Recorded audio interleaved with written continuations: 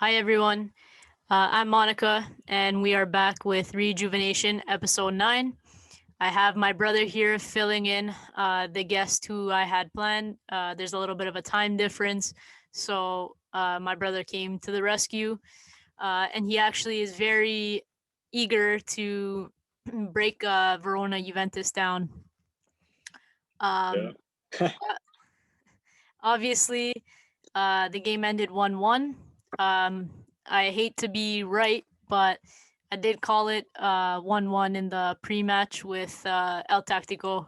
Um, Unfortunately, big three points lost. Obviously, we end up losing two, but definitely needed another win as we now sit 7 points behind first place.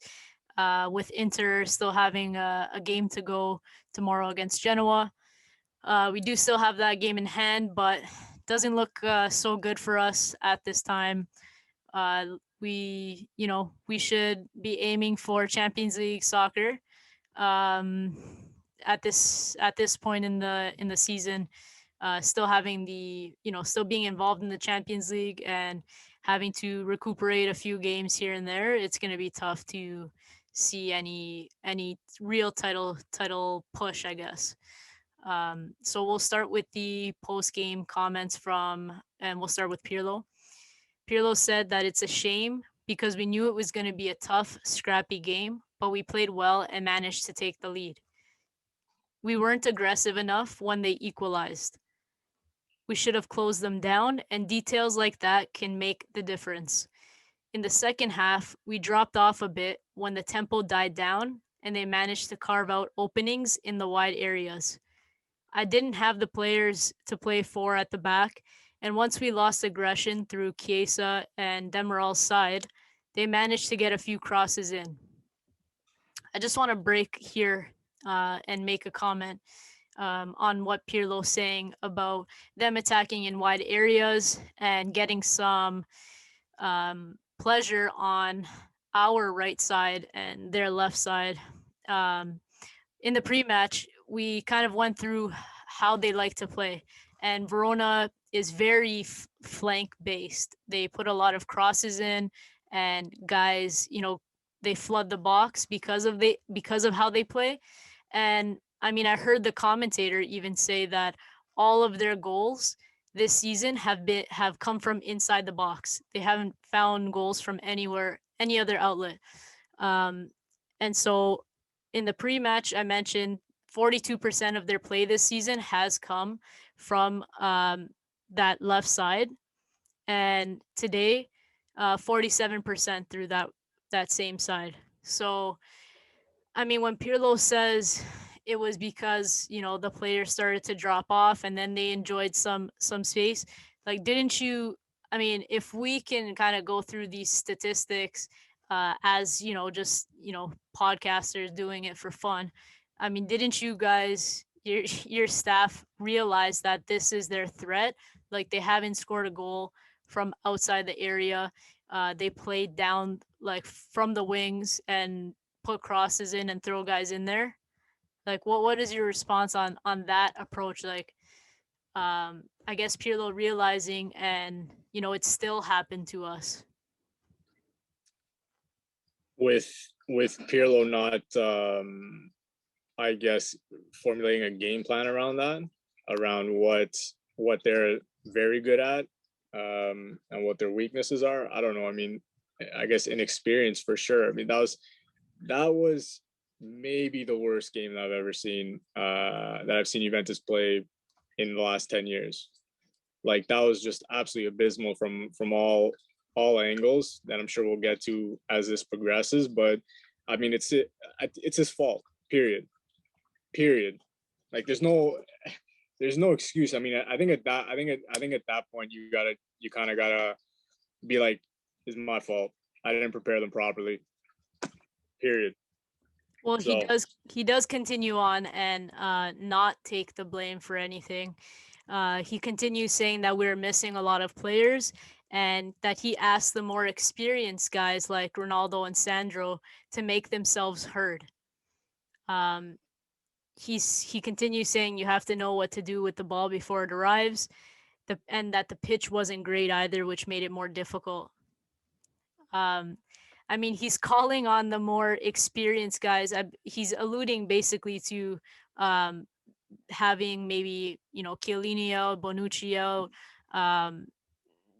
Morata potentially, Cuadrado, the more, I guess, experienced players.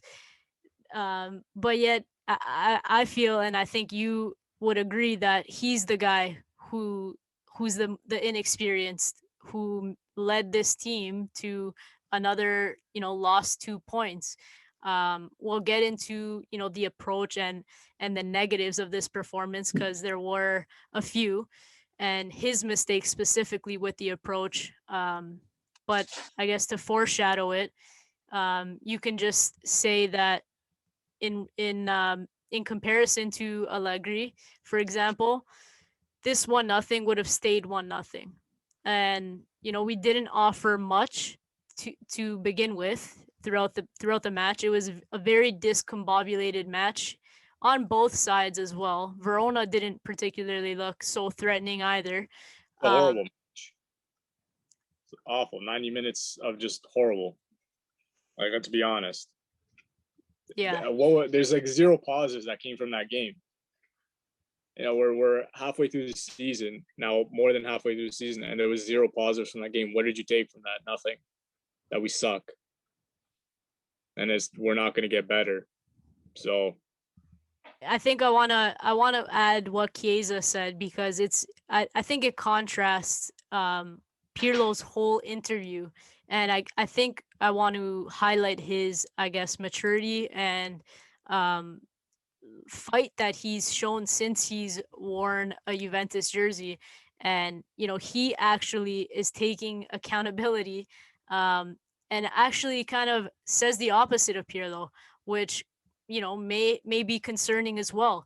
So Chiesa said that it was tough today because Verona gave it everything they had right until the end and got themselves a draw. We should be angry about it because we can't afford to drop points. We're Juventus and we should have won this game, but we must learn from it. It's the small details that make the difference. We should have done better after taking the lead, but it's not about inexperience. Those who played have everything they need to play for Juventus. So I thought what he said was, I mean, you can debate whether certain guys deserve to, you know, put on our jersey. That's, I don't think he's alluding to that, but you know, I don't think the guys on the field were inexperienced. Like, maybe if you're starting guys like, you know, Fagioli, and you're in that dire of a situation. Forget about that. Like, just look at who started. Everybody has won a title there except for Chiesa and Kulusevski. So who's inexperienced? Yeah, I mean, I'm with you there. Yeah, but forget about like the younger players, and I think what's interesting here is not you know, whether you know, he's saying that there's they needed the experienced players to step up, or you had to look to the experienced players. I think it's more of just, I think the biggest thing to take away from this is, how did the sequence of quotes come out? Pirlo spoke first and then Chiesa spoke, because then I could imagine the journalist was probably just like, well, this is what Pirlo said. He said there was inexperience. We needed experienced players to step up, and that's why we dropped points. That's why we didn't close it and we didn't get it done and walk away with 3, and we ended up with what feels like 0 negative points, really. So like he may have lost the locker room, really. I mean, like, it's a very, very strong possibility. Like, the reactions during the game, you know, when they conceded after the game. I mean, I'm sure we'll talk about that, but it doesn't seem like it's going in the right direction, because you're Juventus, you win. It doesn't matter. It's less about the performance and all about the result. Okay, so that's, and you know, and it's felt like that type of game when they score and like, okay, I'm sure they're going to close this out. That's what they do. That's what they've been doing in the past 9 years. But every single time that's the case under Pirlo, it doesn't happen. So, I mean, like, who is the one who's lacking experience? It's him. Yeah, and then that's the debate, right? When we end up with a result like this after leading the game 1-0. It's like, okay, whose fault is this? Is it Pirlo, or these guys just can't close it out? Their mentality, Just let me the wait personnel. wait until we get to these ratings. Like, honestly, I've had enough. So, like, it's Well, just, speaking of ratings, I had asked you for your player ratings, and you gave me one answer, and it was 0. So you said 0 across the board, except for yep. Chiesa and Ronaldo. Yeah. Um, Listen, I'm not even talking about the goal that they scored, that they were together on for that goal. Because just speaking about the goal, Ramsey, that's kind of the brilliance of Ramsey. When the 10% that he's on, and then in the next 90, he's just like, who knows, right? Hit or miss. But just between, like, they want to win the game. It doesn't matter what cost. They want to win the game. So Ronaldo wants to win no matter what. He'll play a friendly match and he'll want to win. So regardless, he's going to try whether he has a good game or not. Like, he wants to win. But Chiesa is the only one that puts on the shirt and dies for the team. The other guys that do that are Chiellini. Obviously, he's pretty much lost his legs. Like, I mean, it just happens, I guess. Like, even Ramos, as good as he's been over the last 10 years himself, 15 years, like, he's getting old too. Like, you put a lot of games on, you can't rely on them forever. And Buffon. And to the same extent, the player that not a lot of people like, obviously there's a bias because he left for Milan, is Bonucci. Yeah, he's declined for sure, but these guys, like, die for the team. Like, it doesn't matter. They put it all out there. These other guys, Demiral, I'm tired of hearing about Demiral. I'm tired. Like, I read stuff on Twitter and opinions like, oh, it should be him and De Ligt. Man, I don't know how bad he was today. Like, I don't know. Like, he's a central defender, so playing in a 3-man D maybe doesn't suit him, but tough then, I guess. And even so, like, you're kind of central in how you were defending. So why you were getting turned every single time makes zero sense. Like, 0 cents. Okay. You know, well, I mean, Alex. if you compare it to Barzali, and you would never think that he can kind of play that role in covering, both a man and space, because essentially that's what you have to do when you're in a back three. Um, and I'm not trying to make the comparison in terms of actual defending abilities or anything like that, but obviously they adapted to that as well, and it didn't even look like they were phased, like our three, like Chiellini, Bonucci, and Best Barzali. and best three defenders. But my point is, like, Allegri got the best out of his players no matter where he put them. um and I just feel like they were doing well enough the whole game, and then it's just like it's not even about abilities anymore. It's just like a lack of concentration and organization within the team. And I don't know what it is, like, if guys are just they're cut different, like you mentioned, like Ronaldo. These guys are champions. Buffon, Chiellini. Like, there was so much talk about the armband, and I heard you throughout the house today talking about it a little bit, and I'm gonna disagree with you, because I don't know if you want to share your opinion, or basically you said, why are they giving the armband to guys just because of how long they've been there? And to me, who the hell cares who the armband goes to? mm, Ronaldo never has an armband, but he okay, wasn't he wasn't the captain at Real okay, but Madrid. He listen, he but listen. he it's literally just a band.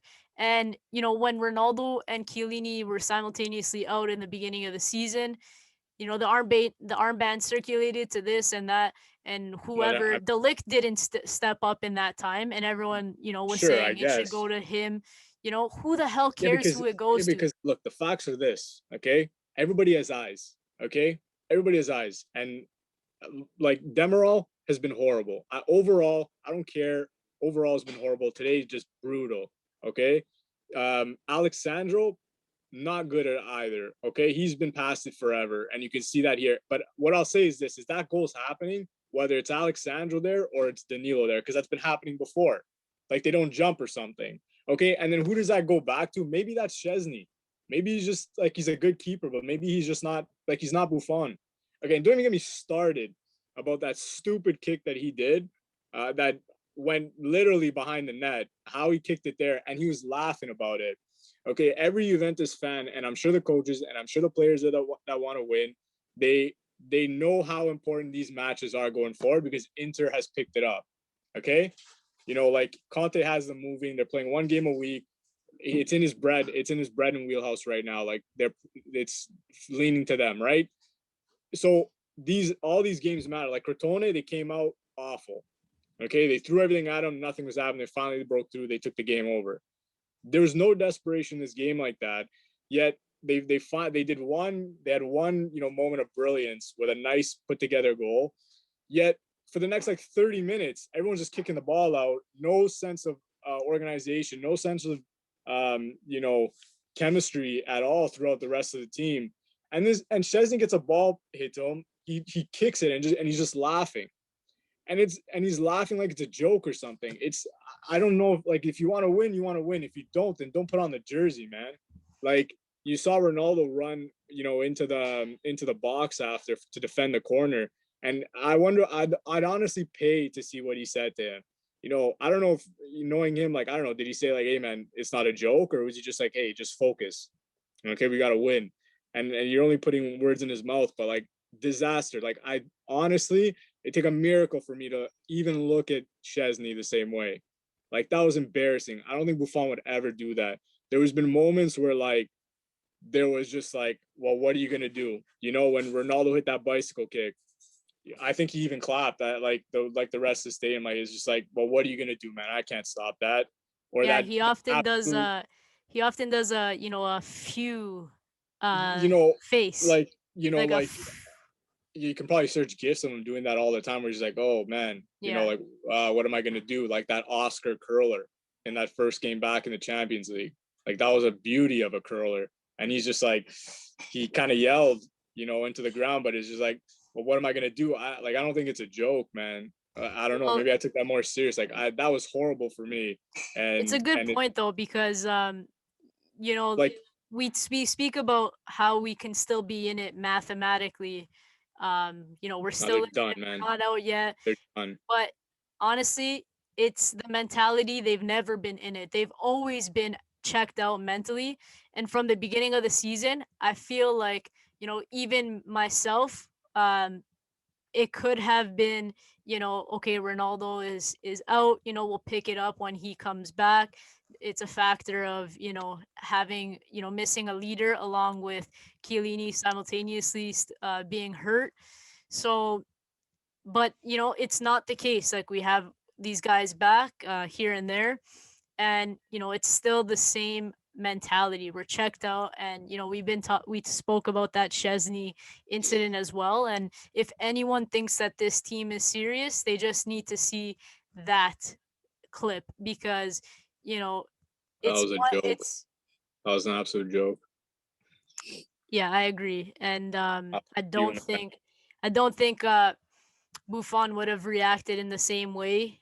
There's some things that obviously you can't help, but we're 1-0 up, and really didn't. Both teams didn't deserve one way or the other at that point, and Chesney's kind of thinking that we're winning like 4-0 at that point, laughing it What off, I and said. That's what I while said. we It can't even wasn't. string 3 passes together, Szczesny himself has been poor at the back, trying to build up the play from the back. And, that's the game that we played today. So I'm going to post a visual of where the players were for majority of the game. They were all within our half or close to our half. The furthest guy up was Ronaldo with Ramsey right tucked in behind him, and it was just past our halfway line. And then the heat maps to the game was all near Szczesny and on that our right side and Verona's left side. because of how high they pressed us. And we were ineffective in breaking that press once again. It's been since the Napoli game where we haven't figured it out. And sure, we had a bit more control in the Napoli game, but still nothing to show for. Again, we control majority of the possession within the game, not as much as we have been, but our passing was just brutal today. And I think that's represented with it was our lowest successful passing percentage of the season, 78%.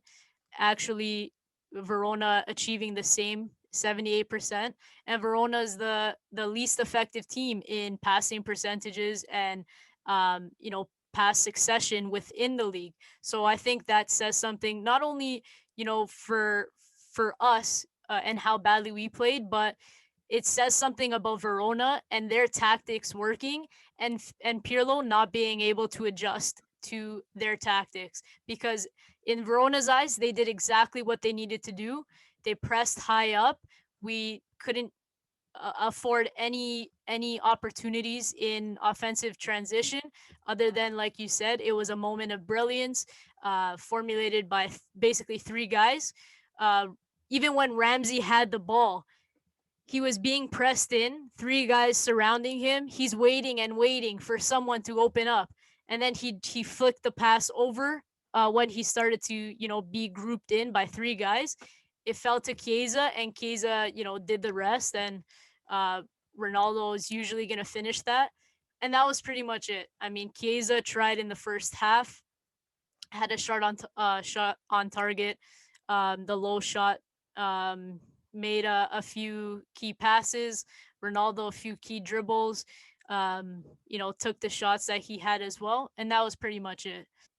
I thought Kulusevski was enjoying, some space because he was dropping more as opposed to um, trying to be a partner for Ronaldo up front. And Pirlo also kind of said this, that his intention was to have Ramsey and Kulusevski behind Ronaldo as a like two offering two trequartistas behind him. And I felt that actually did happen today. Kulusevski put it right on the plate for Rabiot in the first half, and Rabiot completely fluffed his lines, as our midfielders usually do.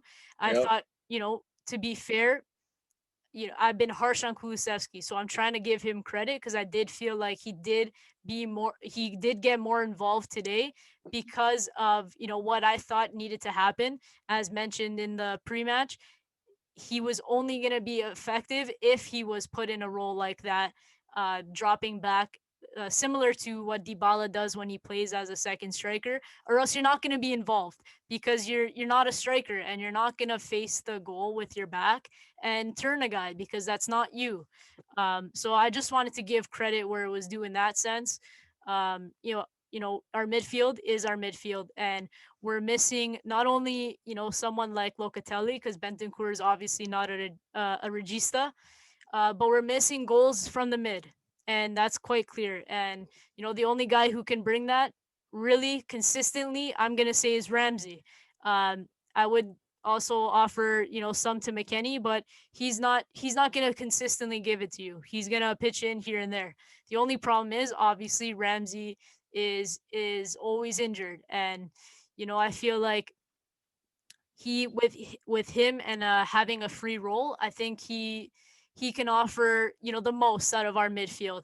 I'm not saying that he's starting material, or he's going to be the first on my team sheet if we were to make a Champions League final, and he's not going to be the guy to get us there, I don't think.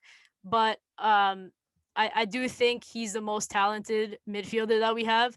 And if one guy was going to go, for me it would be Bentancur on the top of the list to leave, and then Rabiot, and then it would be Ramsey out of the three.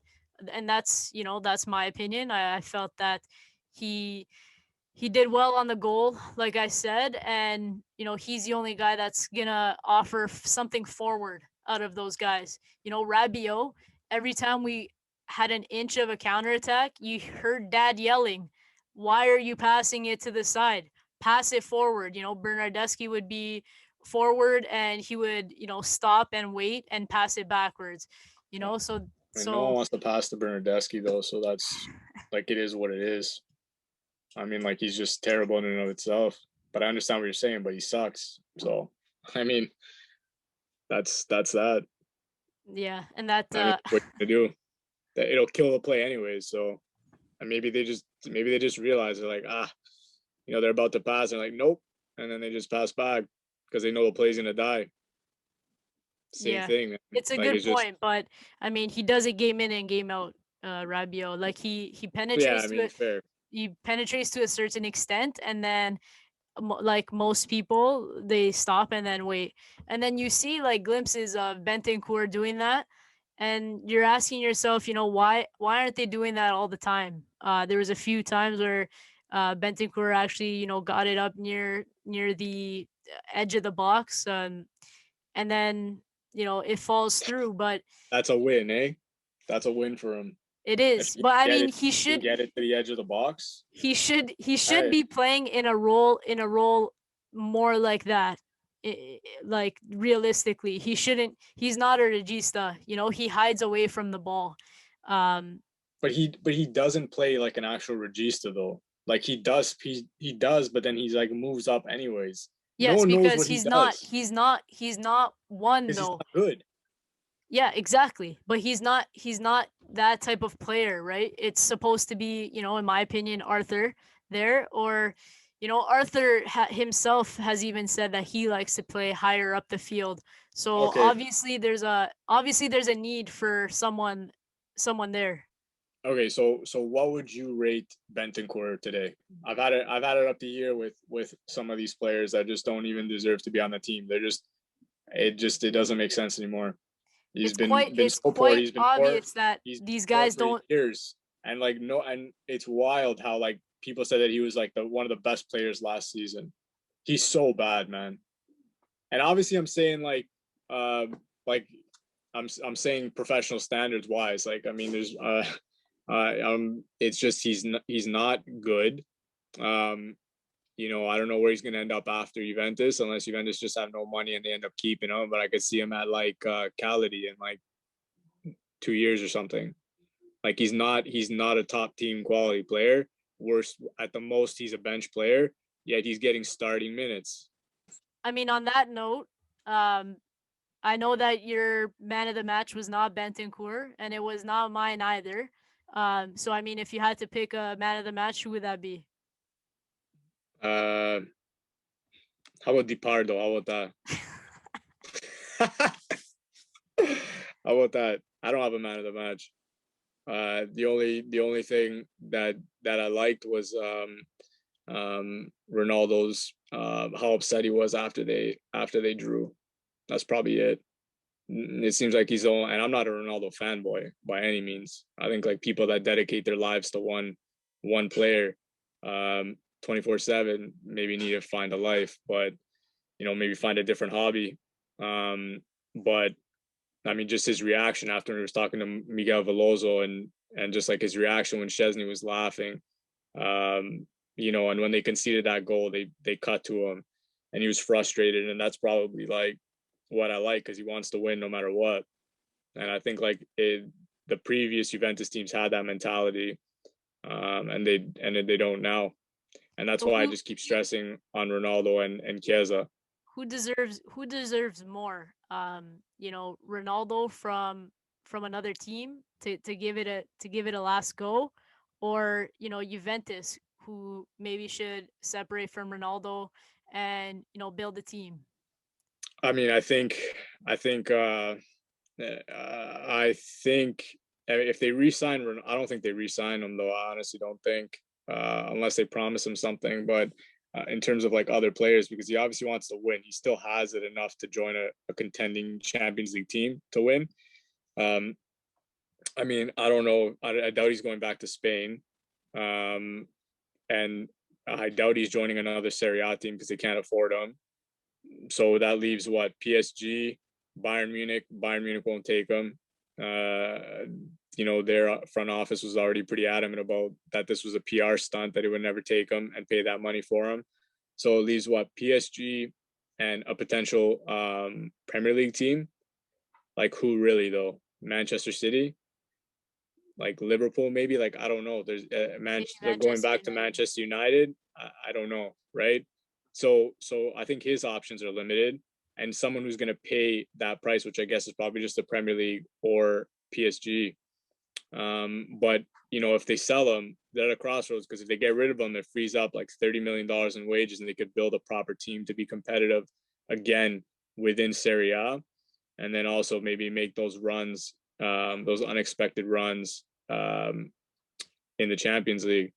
If they sign them, that's fantastic again. But like, are you going to get two better midfielders, which would probably solve a lot of problems if they got Locatelli and Pogba, because they'd have that a regista, and they'd also have somebody who's able to threaten outside the box, right? Yeah. But definitely need that. so But I don't know. I mean, to be honest, at this point, it's like, I guess get rid of him. Like it just makes more sense for the team, for Juventus themselves, right? Moving forward, I'm not sure they can build a team around him and still pay him the amount of money he wants. Now, if he really wanted to win with Juventus and like prove the doubters wrong and really achieve something that hasn't been done since '86, then 96. or sorry 96, 95, 96, and if he wants to achieve something there, maybe he restructures his contract, make it incentives based, or maybe take a pay cut to try and win, spread those wages around for better players, and then there's a chance. But otherwise, like, I'm not necessarily sure what they're going to get out of keeping him, except for continuous PR and building the Juventus brand, which is probably Agnelli's goal. So I don't know. I mean, there's pros and cons to both. So we discussed a few. I mean, we've discussed some negatives already, but just kind of structure it out a little bit more. Do you think the overall approach was wrong, or did you like the approach up until we went 1-0 up? And did you think that we would have done something differently, or how, like, what did we do in your eyes, in general, and when we went 1-0 up? For me, it was a scrappy game, all in all, in general. Like I said, Verona had the one off here and there, but they weren't peppering the net. They weren't threatening us too much. I mean, you can say the same about us. Um, Trying to test them. We didn't really test them as well. So I felt lucky to be 1-0 up. And then, I was really expecting us, like you said, to shut up shop and, win the Juve way. But it wasn't even like we were pressing up to score another goal. Like, we kind of do the in between, and that's what bothers me the most. We don't, it's not like we keep pressing to score another goal and then we get scored on that way, and we don't, sit back and absorb the pressure and then we get scored on that way. We do this in between. It's not one way or another, and it always just ends up in a goal, in the back of our net regardless. And it often is like individual mistakes, or defensive breakdowns and communication, just for like a simple play, like the ball went to the right, um well, our right, and a cross came in, and that was it. Like, it wasn't something, on the counter attack or something so spectacular. You knew that they play this way, and they got a cross in and score that way. So what is it about this kind of in between approach? Like, for me, I felt that we should have just shut up shop and uh not even attempt to kind of push forward. But I mean, a lot of people don't like that, and I know that you're not one of them, who wants to keep going and keep going and try to get more goals. um so do you feel like we even tried to do, like, I'm not even sure what we tried to do after the 1-0 up, to be honest. Not sure what they tried to do the whole game, really. It feels like every game there's not really an approach. So I mean, I don't know what. I mean, it's just like you turn on the TV, you're like, oh well, what are we gonna see today? You know, like that's it. It's odd every single game. I don't know what their tactics are still. I mean, I keep hearing the words we got to play fast. You know, that's what people you read about say, or sorry, what people on Twitter say that you read about. It's stuff that Pirlo says, but I mean that's all fake. Like I mean, I don't know what playing fast means. I mean, I know what it means, but you know, the only team that honestly really plays fast is probably Bayern Munich. Like it's in their DNA or something. No one else plays quote unquote fast. I don't know what that means. Like I zero idea what that means. I was talking about this interview with David Luiz. Talked about when they played Chelsea a few years ago. Sorry, not when they played Chelsea, when they played PSG a few years ago, and I think they won the leg or something, or they won the tie. And he just said, you know, Mourinho was brilliant. You know, he walked us through in training. You know, if we're up 1-0 at this point, we're going to do this, and up 2-0 if we're tied, we're going to do this at this minute mark, at this minute mark. And Allegri once talked about like how games are in like 20-minute or 15-minute intervals and how he analyzes the game. I don't know what it means to play fast. Like it does. Like Manchester City is on an unbelievable run right now. Do they play fast? Like they move the ball, sure, but like you know they play deep. Like they haven't conceded much this whole like 15 goals this season or something, or 16 goals. Like and a lot of these games are clean sheets. It's just like they organize themselves defensively and move forward. But I mean, we don't have that. Not quite clearly, we don't have that personnel, and we've done a poor job of you know, if you hire a coach like Pirlo to play this way, you never seen him coach a game in your life. You think he's going to play this way. And he doesn't really, maybe one game, 2 games this season. Like, I don't know. Like Yeah, you bank everyone expected some sort of Zidane on, situation, but Zidane had, Cruz, yeah. Modric, Ramos, Marcelo, Ronaldo, Bale, Benzema, you know, James, all these guys, Asensio, all these guys at his disposal, and nowhere near, our team and what we have. So someone's So asking, when will we stop this nonsense trying to play proactive football with coaches who have no credibility? When will we return to Allegri until we find a coach who is actually worth taking the risk for proactive football? but I mean, you asked that question, is who is worth taking the risk? Guardiola, probably. Maybe Klopp. Like Klopp, I think is a better Conte. I think they motivate you the same way. And I think he has better tactics. Like he's better. Like I think he knows how to one balance a busy schedule. Whether you know he complains about it in the media, whatever. But obviously you got to give an alibi just in case you stumble, like they have. But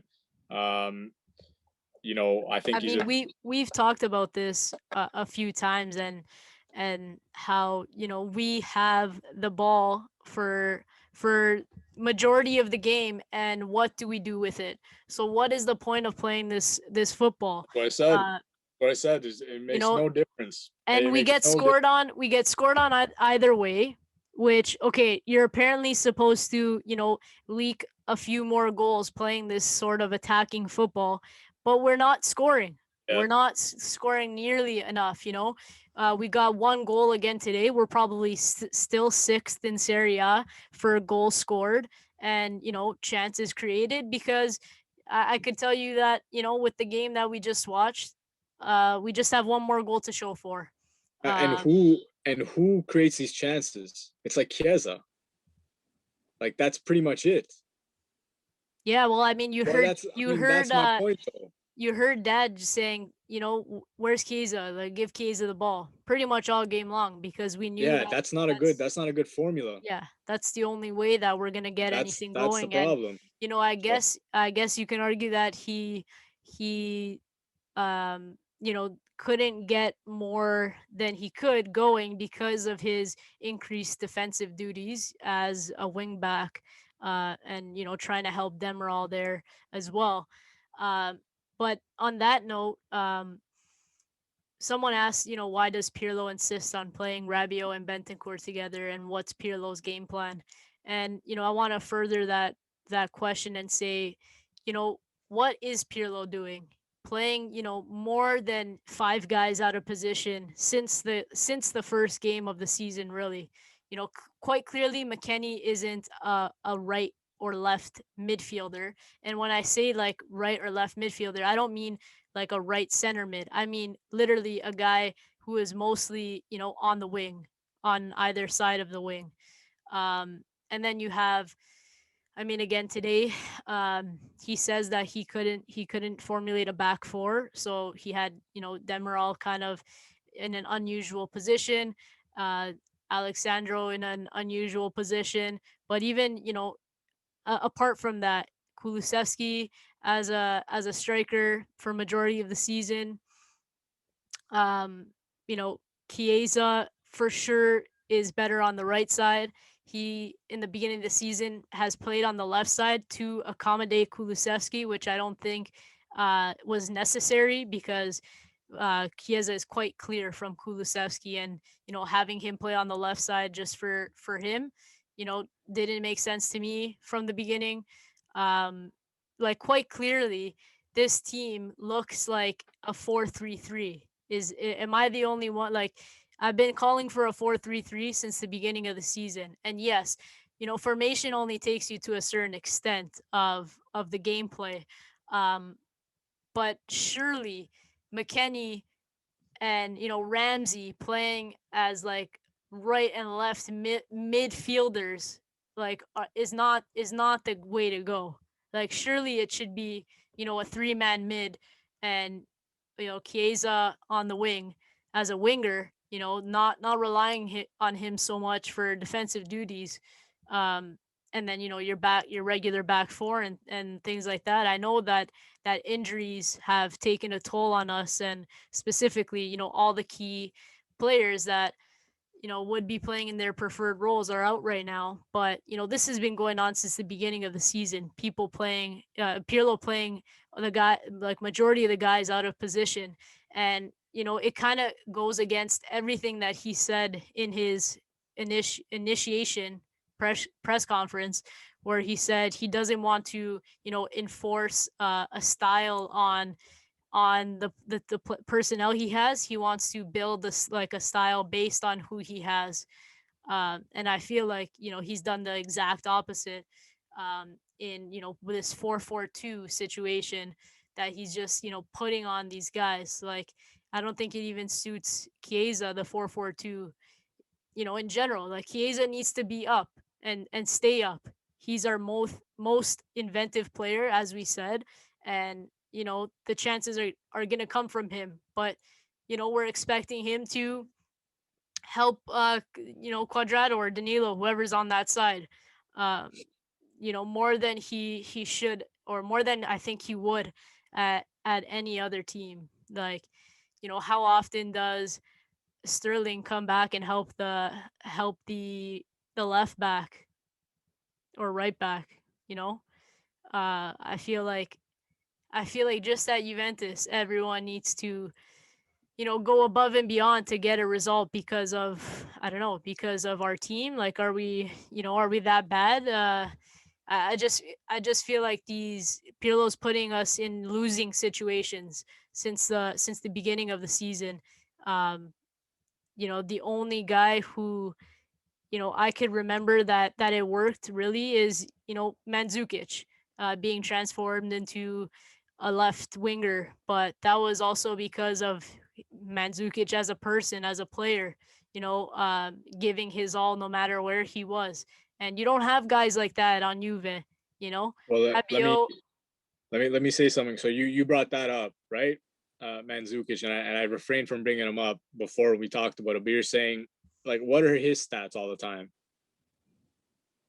Like, what have his stats been at Juventus all the time? Doesn't score that often, scores some key goals, scores you big know, goals. big game player.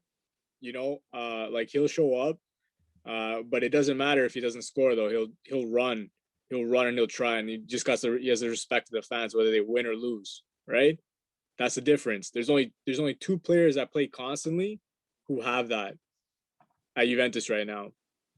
It doesn't matter what their stats are.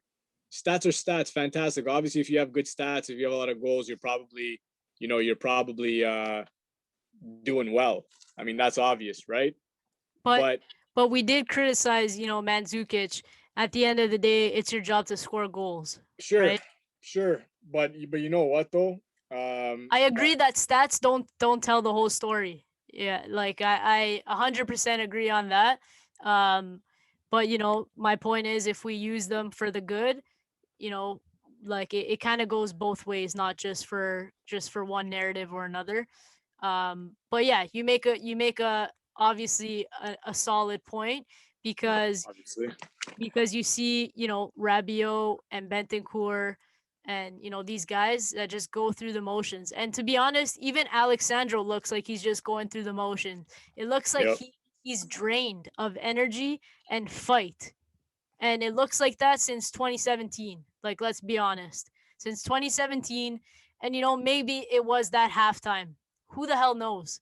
If it was that halftime that just screwed It's a long time everything up, ago this though. this apparent halftime, you know, um, because honestly, we haven't looked the same since. And I'm not buying that Ronaldo has made this team worse. Like, I'm not buying that.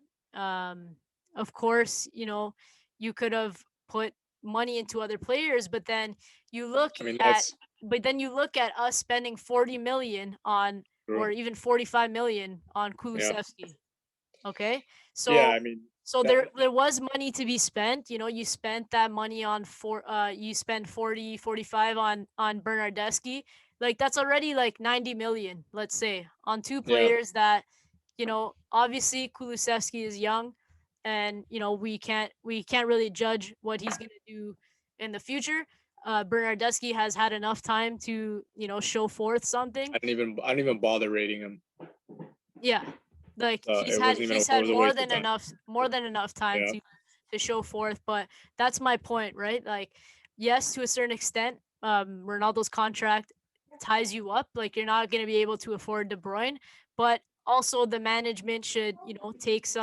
take some slack for, the purchases that we've made.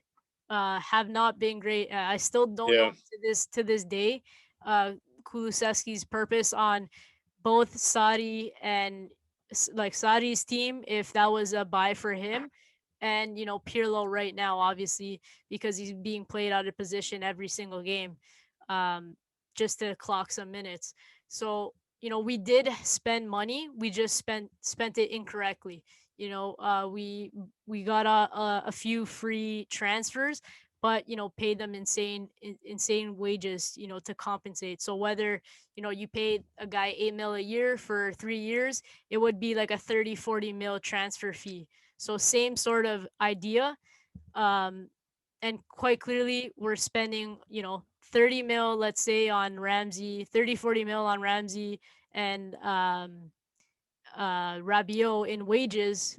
We Let's say that's a transfer fee. um and you ask yourself, this is not a 30-40 mil player. And then you look at who we did spend, like Bernardeschi, Kulusevski, like I mentioned.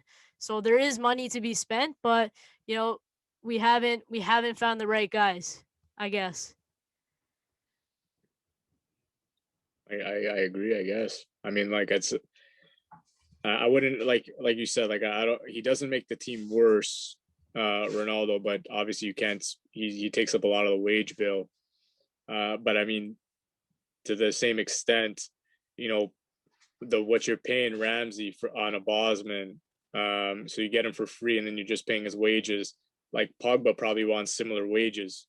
Plus, you got to pay 100 million for him. You know what I mean? So that's but like getting a Locatelli is probably going to be cheap. You know, not as expensive as you would. So they could have got him. I don't understand the reasoning why they didn't. But Um, you see, like Barella, I don't know the yeah, they missed out exact on that amount for sure. He's an that he absolute went for, quality but player. I mean, I'm sure it wasn't 40, or maybe it was 40 mil, but I mean, like, clearly something, it's not that we're not spending money, and that's my point. Ronaldo's not tying us up so much as as that we're not buying anyone, because we are. I feel like we're just buying the wrong players, and I mean, we were never the team to, you know, spend 70 mil on 60, 70 mil on one player anyway. Even prior to Ronaldo joining, we were never that team. So I think that we haven't properly replaced our midfield, quite obviously, and there has been been guys years. that could have been picked. I mean, like, even I mean, you could even say, like, I mean, I don't rate Kessie that highly, but you can even say that even buying him would be, you know, potentially beneficial, given our, you know, who's actually in our midfield, and, you know, the amount of money that we're giving these guys on a salary. And it's not even about, yeah, we got them for free and we're just paying the salary.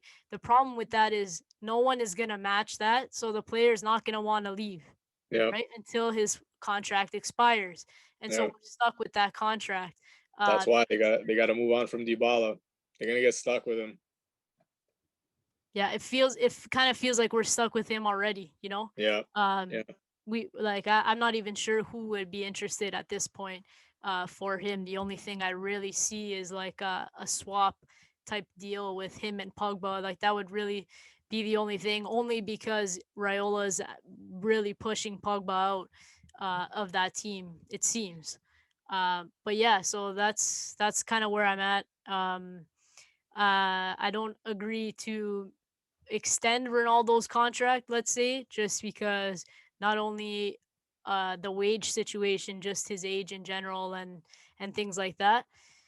But um, I disagree with him being the reason we are the way we are, or that he's made us worse, um, or that he's tied us up, because I feel like we've invested money, but in the wrong places and the wrong players, and that's more on the management than anything. And it's on the management for, you know, taking a pay cut as well, with the coaching staff and hiring Pirlo in a time where you think that, you know, we have Ronaldo and we're giving it the last go with his last brilliance um, left in him. Um, and you know, they take the easy way out, and it feels kind of like a free transfer um with Pirlo at the realm. And you know, this is the result. You try to feed us, you know, one thing, and then you give us another. So the one thing was Ronaldo, and then you give us, you know, kind of the opposite in hiring a man who hasn't coached a day in his life. You know, even Zidane had coaching experience with on the bench with Ancelotti. yeah, Um, so it wasn't so out of left field, but it was never going to be that situation with this personnel. And it's bigger than Pirlo. It's management for me, uh, getting it wrong in multiple areas. But Pirlo needs to start taking some accountability and stop being Antonio yeah. Conte in his press You conferences. know what? You know, I'm happy you brought him up. I think, and I said this after we lost to Napoli. I said, you know, who'd win this championship? Conte would win the championship. He would have. I think he would have motivated the team enough to win this championship, even though they have lackluster talent. And obviously, Pirlo doesn't do that. Obviously, and honestly, I do think that, like, you know, I'm not a journalist or whatever, but I do listen to a lot of, you know, hot take shows for North American sports. Um, so, and they always like delve into these little tidbits and try to create stories. But if Pirlo had made his comments and those Chiesa comments came after, that's an interesting thing, because if he lost the locker room, it's going to just be a disaster the rest of the way. So like, don't sleep on these other teams that are gonna get eliminated from the Champions League. I mean, I'm assuming Juventus is as well. But like Atalanta, I can you can they'll probably make a run for top four. You know, if Milan stays steady, maybe they don't win the championship, but they stay steady top four. Roma stays steady, so Juventus are battling, you know, a Napoli that only has one game a week now, um, and probably in Atalanta, because I would tip them to lose in Madrid, but maybe not, because they've been surprising for the past couple of years. So they're gonna have to battle for top four, and if for sure if they don't get top four, one, Pirlo's done 100%. And then Ronaldo's gone for sure. So Uh, I've never been more upset in my whole entire life. I had to do work, and I was just so upset after this game. So, well, on that note, thank you for joining me instead of doing your yeah, work. no worries. You yelled at me for most of the podcast, so thank you for that. I guess, yeah. I mean, You kind of just said screw your stats and enough of this shit. yeah. So I'm not here for the stats. thanks for coming out on reJUVEnation. Totally crapping on me leading up to my 25th birthday. So thanks for that. Thanks for Juve for screwing that up too. So Hey, here's a fun fact: Juventus play the Coppa Italia a day before my birthday, and they're gonna lose that too. So that's a guarantee. there we go. Juventus, not only COVID is ruining the year, Juventus is right there up Ruining birthdays, huh? doing the same. So thanks again, Mark, for yelling at me for over an hour. No And maybe you won't be welcome back back after this one. Yeah. Well, we still push on for this badge. Man, it's hard though. Things were good when the badge looked like this. Yeah. Those were the And days. actually like this though. Yeah. Those were the vibes. Yeah, those were the vibes. So we'll just go fino alla fine, Forza Juventus, regardless of how mad we are. And thanks again for joining me. No problem. Thanks for having me.